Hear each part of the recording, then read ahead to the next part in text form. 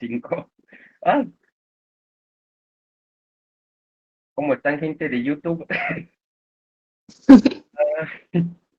Ya, vamos a comenzar entonces con lo que son los límites en general, reales, amplitud de intervalo. Para empezar, el doctor siempre va a poner los límites de clase, que van a ser estos.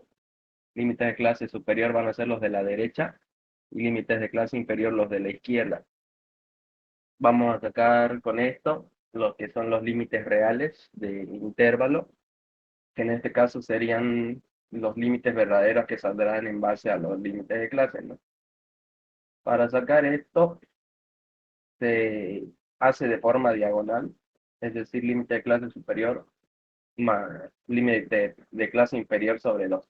Esa sería la fórmula. En este caso sería 24 más 25 sobre 2, 29 más 30 sobre 2, 34 más 35 sobre 2 y así sucesivamente. Pero también aquí como que nos faltan dos, que en este caso sería el del 20 y el 44. ¿Qué se tendría que hacer aquí en este caso?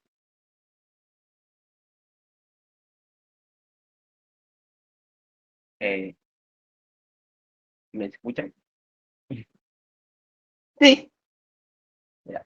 En este caso, ¿qué se tendría que hacer aquí para sacar los límites reales que nos faltan o la fórmula de los límites reales que nos faltan del 20 y del 44?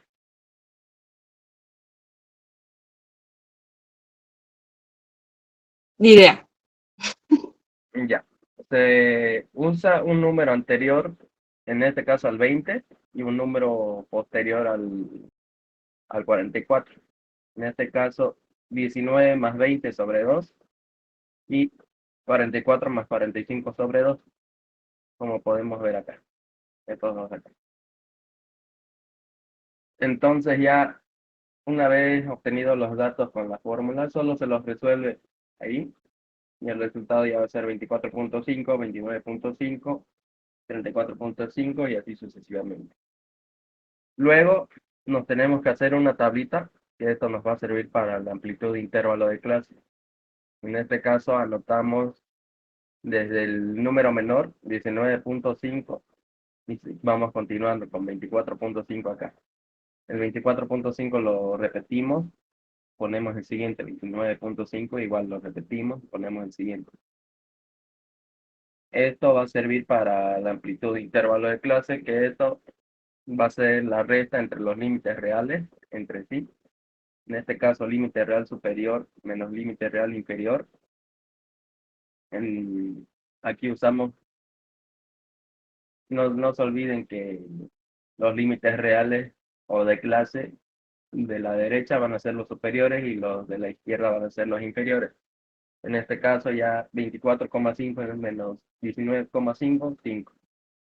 Y ya como aquí el resto es básicamente lo mismo, eh, todo tendría que salir con el mismo resultado, 5, 5, 5, 5. Ahora, en caso de que saliera 6, igual, todo lo mismo tiene que ser 6. Después seguimos con la marca de clase, que esto es lo que le encanta preguntar al doctor, que es, aquí ya mucha gente lo confunde con los límites reales. Los límites reales era la fórmula casi la misma, ¿no? 29 límite de clase superior más límite de clase inferior sobre 2. Pero aquí los usábamos de manera diagonal. Ya para la marca de clase, entonces, se usa estos dos de acá, de forma horizontal, creo que era. No me sé eso, pero ya, así de forma recta, digamos. En este caso, límite superior 24 más límite inferior 20 sobre 2. Y ya aquí ya se hace en la fórmula, ¿no? 24 más 20 sobre 2, 22. 29 más 25 sobre 2, 27. Aquí hay unas trampitas que no las van a poner en el examen, pero es para ahorrarles tiempo más que nada. En los límites reales van a sacar, digamos, aquí al límite inferior o superior, o sea, el 24 le van a añadir 0,5. Y se dan cuenta que es todo lo mismo. o si no, al 25 le van a restar 0,5, sale el mismo resultado acá. Para la marca de clase, van a sumar la cantidad de la amplitud intervalo. Aquí es decir 5, ¿no? Si les toca una serie así, eh, van sumando el resultado de la amplitud de intervalo. Se dan cuenta que es un patrón 22, 27, 32, 37, 42, eso es más 5 nomás. Y con eso ya tendríamos los límites. Pasamos a lo que son las medidas de tendencia central. En este caso son las 3 Ms, o si no, también llamadas media aritmética, la mediana y el modo. El promedio, la media aritmética, vendría a ser la sumatoria de todos los valores observados o de la serie, dividido entre el número de observaciones.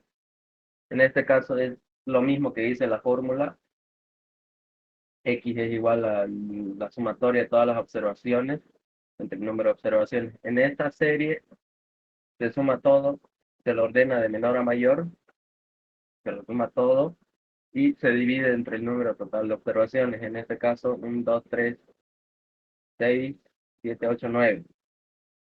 O 8 también puede ser esta serie, puede variar eso. Entonces aquí en este caso, la suma de todo esto sería 196, entre el número de observaciones sería 8. El promedio en total sería 24,5. La mediana sería el valor que se encuentra en medio de la serie, o que divide la serie en dos partes iguales. Y en este caso su fórmula sería n más 1 sobre 2. Número de observaciones más 1 sobre 2. Y en este caso las observaciones eran 8 o 9, perdón. ¿Cómo se tiene que...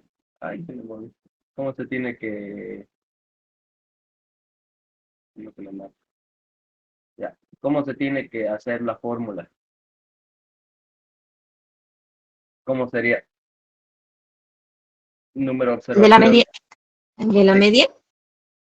sí, la mediana. Si es impar al de la mediana, si es impar, tenías que, el del medio, el número del medio, que yo recuerdo era Ujú. ese, ¿no? Sí. Entre toditos. En este caso, si es impar, como es el 8, 8 más 1 sobre 2, saldría 9 sobre 2, 94,5. Generalmente se lo va tachando de 1, 2, 3, 4, así hasta que llega a la mitad. Pero mejor, digamos, tomas este número de referencia, cuentas. Ay, se me buguea. 1, 2, 3, 4, 5, digamos, con estos dos. Los sumas y los divides entre 2 y vas a sacar la mediana verdadera. En este caso sería 25. Ahora, si fuera par, no habría problema, ¿verdad? Porque aquí, digamos, sale 4 y ya solo se cuenta hasta el número 4 de la serie. En este caso, 1, 2, 3, 4. 25 igual sería tu mediana. La moda o el modo, como lo dice el doctor, ya creo que es modo nomás, es el valor que más se repite en la serie. En este caso sería 25 y 26, porque son los dos números que más se repiten. En este caso, si es una serie o si son dos números que se repiten, sería una moda bimodal. Si fuera solo el 25 el que se repite, sería 25 la moda. Y si fueran tres, sería una moda trimodal. Y si fueran ya más de tres o cuatro, sería ya una moda multimodal, creo que se llamaba. Multimodal, sí. Que es decir, que tiene varios números que se repiten. Pero el doctor generalmente siempre pone uno o cero. Así que ya. Eso serían medidas de tendencia central.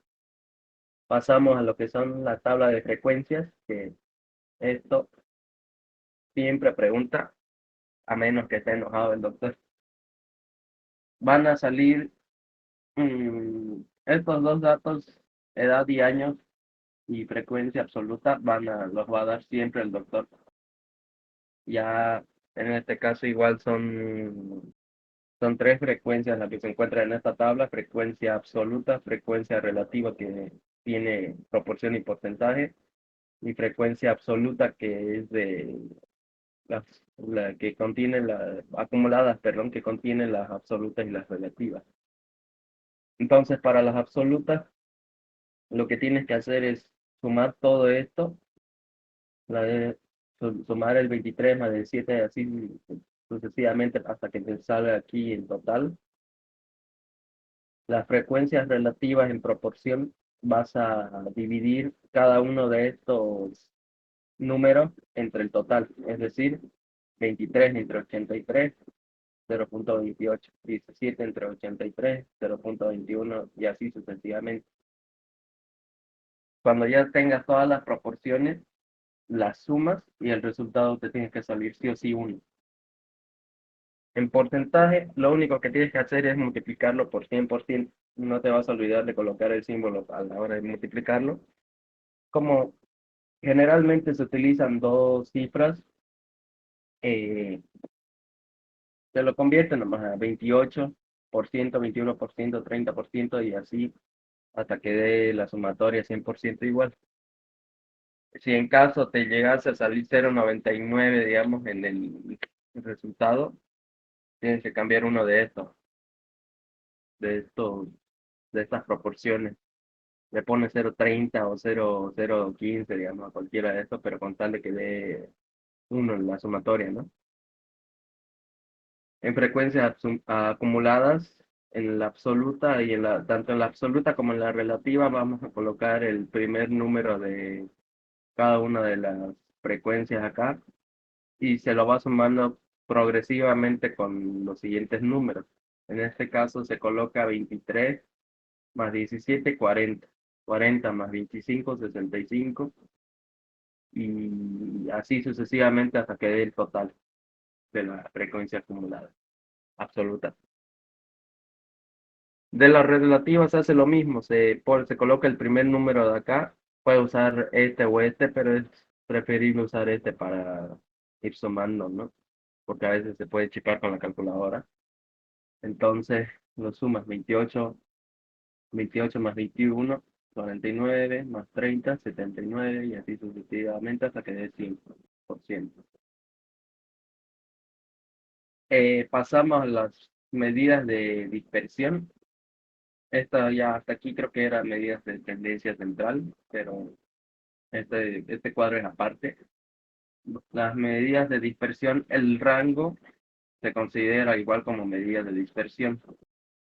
Entonces, las tres medidas principales de la estadística o de estos ejercicios son las medidas de tendencia central, las medidas de dispersión y las medidas de posición, que eso lo vamos a ver de un rato.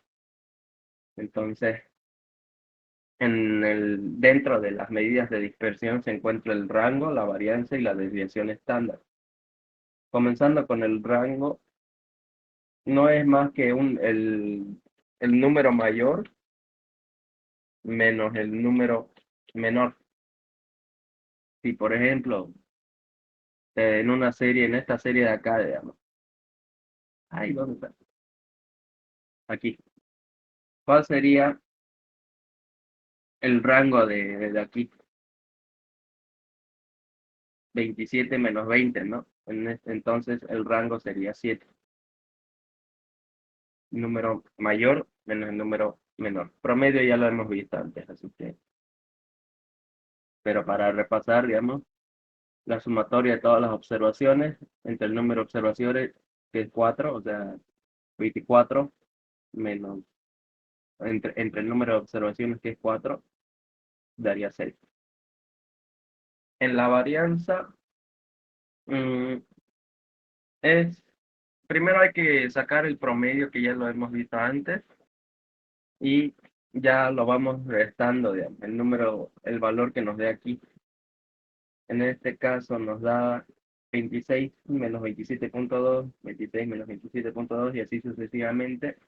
Nos va a dar el cuadro de diferencia, que Ya la sumatoria de todo esto nos tiene que dar cero. La desviación media no va a ser más que el valor menos el promedio aquí. La diferencia, el resultado de la desviación media. Esto creo que no está en la guía. Pues, lo pones así nomás si es que lo pregunta, digamos, así. Si lo pregunta, sin la desviación media, porque creo que es otra fórmula igual. Los resultados de la desviación media, o sea, la diferencia, se lo van a elevar al cuadrado, cada uno de ellos, y ya con eso vamos a conseguir recién la varianza. La varianza es como un promedio que se utiliza, digamos, la, es la sumatoria de todas las observaciones, las diferencias al cuadrado, perdón, entre el número de observaciones, en este caso sería 6.8 entre 5. Tu resultado sería 1.36. Pasamos a la desviación estándar, mm, que va a ser la raíz cuadrada de la varianza. Aquí no te vas a confundir que con el símbolo de varianza, porque ese al cuadrado, ¿no? Pero no tiene, ese cuadrado no tiene nada que ver con la raíz cuadrada de la desviación estándar. Entonces te saca la raíz cuadrada, el resultado ya sería 1.17, esa sería tu desviación estándar. Pasamos al coeficiente de variación, que es como en, aquí está como otra sección de las medidas de dispersión, pero no lo suele preguntar mucho el doctor. Pero por si acaso, digamos, sería, su fórmula es desviación estándar entre el promedio, este promedio que hemos sacado acá, 27.2, y el resultado multiplicado por 100. En este caso, la desviación estándar sería 1.17 entre 27.2, 0.04, multiplicado por 100, y sería 4 el coeficiente de variación. Con esto ya pasamos a las medidas de posición, que son los cuartiles, deciles, percentiles y en muy raros casos los quintiles.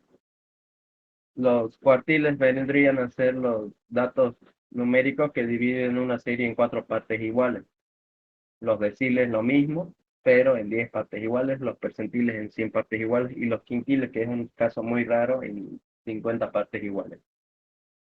Para las fórmulas de cada uno de estos es básicamente lo mismo que la mediana, es decir, el número de observaciones más 1, pero aquí ya varía el número en este caso, dividido entre 4 si es de los cuartiles, 10 si es de los deciles, 100 si es de los percentiles y 50 si es de los quintiles.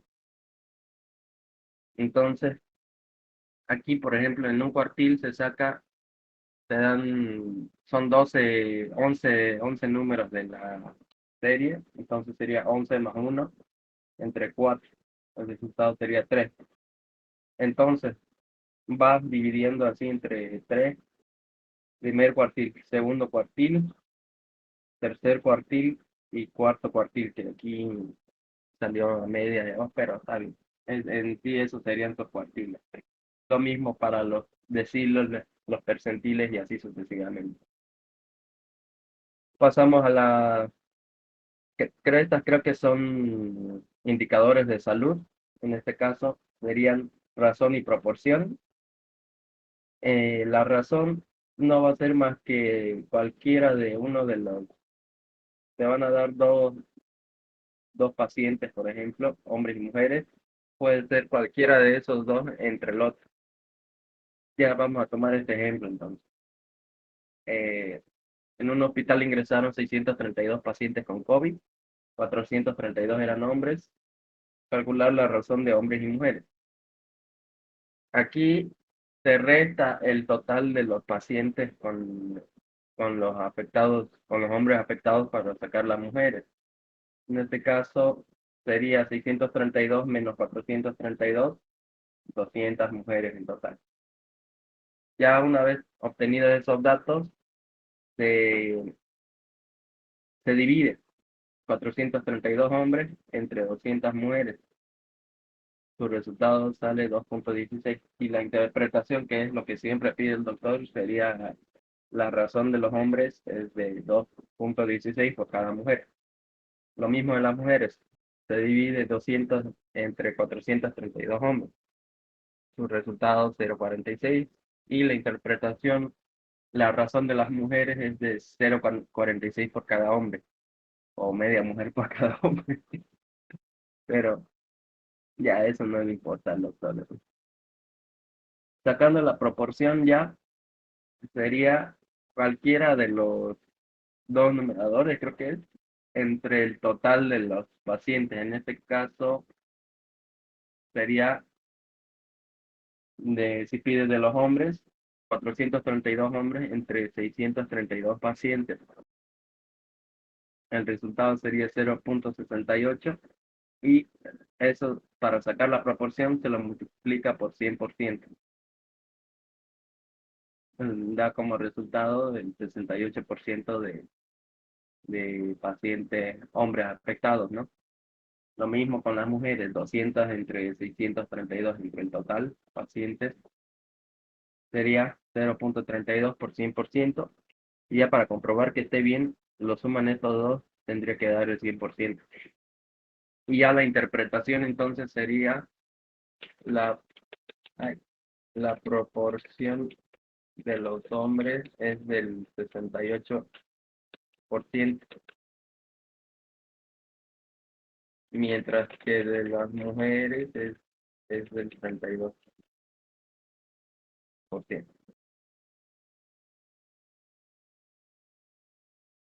Continuamos con tasas. Ya generalmente esto puede variar dependiendo de cómo lo dé el doctor, pero hay varias tasas, ¿no? Tasa de incidencia, tasa de prevalencia, tasas de mortalidad, pero la fórmula es casi la misma para todas. Y es, creo, X más Y, o entre Y, si no me equivoco. Ay, por la constante, ¿no es? Eso, creo que esa es la fórmula. Y para tomarla de ejemplo, vamos a hacer este ejercicio. Ya, la provincia X para el año 2011 tiene una población de 286.000 habitantes, de los cuales ingresaron a un hospital 640 pacientes diagnosticados con dengue. De estos eran 523 eran hombres. Esto generalmente el doctor puede poner varios datos para confundir, pero solo vamos a utilizar el total, donde este sería, digamos, la X entre la población que era y esto lo vamos a multiplicar por la constante que varía dependiendo de la población, en este caso 100.000.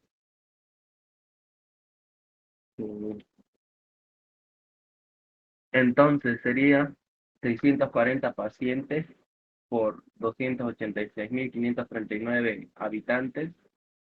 Esto, espérame, creo que sale de otra manera, otro resultado. Lo voy a multiplicar.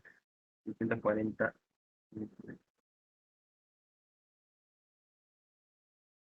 Ah, no está bien. 0.002. Esto se lo va a multiplicar por 100.000, que es la constante, y va a dar entonces 200 habitantes. Ya la interpretación saldría, por cada 100.000 habitantes, 200 fueron diagnosticados con dengue. Mm, Generalmente pide o da ejercicios de dos tasas. Y por ejemplo aquí te pondría, y en otra ciudad de 50.000 habitantes, por ejemplo, o 50.000 habitantes, fueron afectados 600 los mismos pacientes, ¿no? O 200 pacientes. Lo que se tiene que hacer aquí es usar la constante de la población menor, en este caso sería 10.000. Si la población menor es de 50.000, la constante varía y se vuelve eh, de 10.000. Ah, muy bien, de 10.000. Listo. Con eso ya tienes una tasa.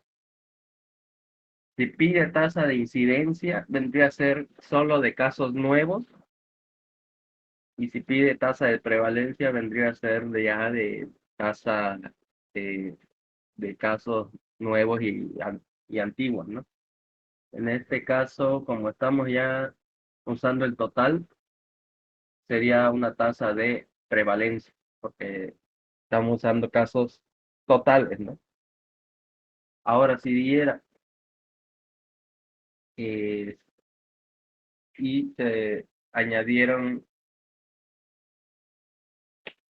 tres- 320 casos, por ejemplo, nuevos, aquí se utilizaría la tasa de prevalencia, que es entre 1.000, la constante.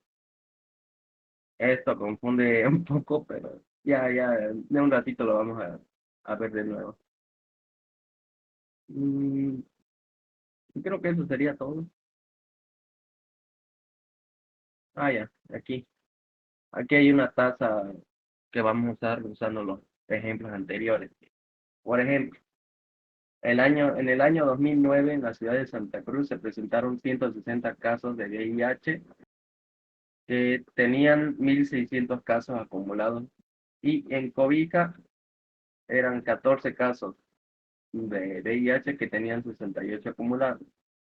En este caso se utiliza eh, el total, sí, es decir, la tasa de prevalencia, ¿no? Y los habitantes, 1.700.000 y 60.000 de Cobija. Mm, Ya. ¿Cómo se lo haría? Colocando los datos de Santa Cruz y los de Cobija. Los datos de Santa Cruz vendrían a ser casos activos, 160, más los acumulados 1.600 y los habitantes 1.700.000. Se suman los casos antiguos y los nuevos, 160 más 1.600, 1.760 y se los divide entre la población, 1.700.000. Y creo que esto sale 0.03, sí, 0.03, 103, 10.3. Y se lo multiplica, como dije anteriormente, con la constante de la menor población, es decir, 60.000 o la constante 10.000, ¿no? Y ya aquí se coloca la interpretación: por cada 10.000 habitantes, 10.3 son afectados con VIH. En Cobija, lo mismo, 14 casos nuevos y acumulados 68. Se lo suma y se lo divide entre el total de habitantes. 82 casos en total, entre 60.000 habitantes, 0.14 creo que era, sí, 140 por ahí, 142. Y aquí sería 14.2. Entonces, por cada 10.000 habitantes, 14.2 son afectados con VIH. Le- ¿Cuál de estas dos ciudades es la más afectada? La que tiene menor población, con 14.000, 14.2 afectados por cada 10.000 habitantes. Es decir, COVID. Mm, Y en sí, eso sería todo. Ya si fuera aquí ya tasa de incidencia lo que pide, solo se utilizarían los casos nuevos, o sea, 14.000 por 1.700.000, no, perdón, 160 por 1.700.000 y 14 por 6.000, 60.000. dividido, pero me estoy chipando ahora. 160 entre 1.700.000 por 10.000, que es la constante, y 14 entre 60.000 por 10.000. No sería más. ¿Tienes alguna duda más respecto a todos los ejercicios? No, no. Gracias, me hiciste recordar mucho, que me había olvidado. No, son fáciles, la verdad. Sí, ¿Vos, sí. Paulina? Antes me confundía en la desviación estándar, porque como tiene cuadrado, ¿no ves? Sí, sí, Sí,